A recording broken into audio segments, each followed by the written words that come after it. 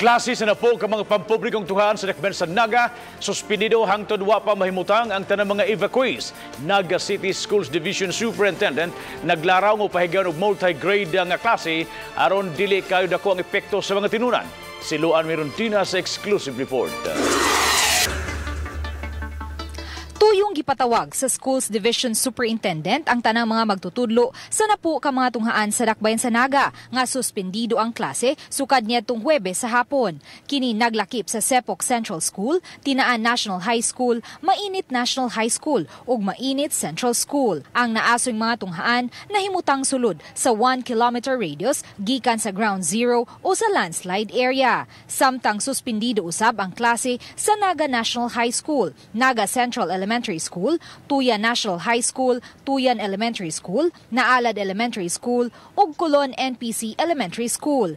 Kining unom kanahisgutang mga tunghaan ang kasamtangan karong gigamit nga evacuation centers ug maoy giila nga labing daghang mga tinunan. Kini ang pipila sa mga classrooms dinhi sa Naga Central Elementary School nga kasamtangan karong gigamit isip evacuation center. Hangtod kanusa kini gamiton isip evacuation center ug hangtod kanusa masuspenso ang klase. Kana moy dili pa matubag sa kadagkuan sa DepEd. Apan gitun-an nila karon ang mga alternatibong pamaagi aron dili kayo grabing maapektuhan ang pagtuon sa mga tinunan. Nabalaka si Dr. Gregorio Cyrus Elejorde, Schools Division Superintendent sa Naga, nga mawada na unya og gana ang mga tinunan sa pagtungha kun mulanat pa og taas-taas nga panahon ang pagsuspenso sa klase.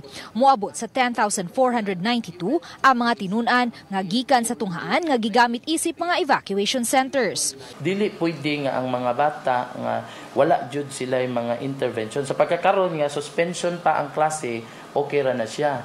Pero anytime soon, once ma-set up na ni nato tanan, we will commence immediately with our operations in temporary learning centers.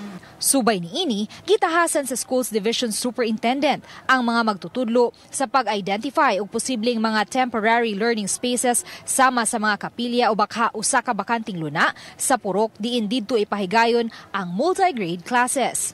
It might not be a regular operation. No, it might not be a regular operations. Kaya a regular operation, 8 subjects man a day. It is not possible.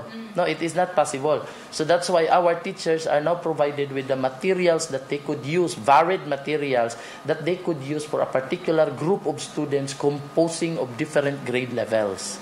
Luan Miruntina, Balitang Bisdak.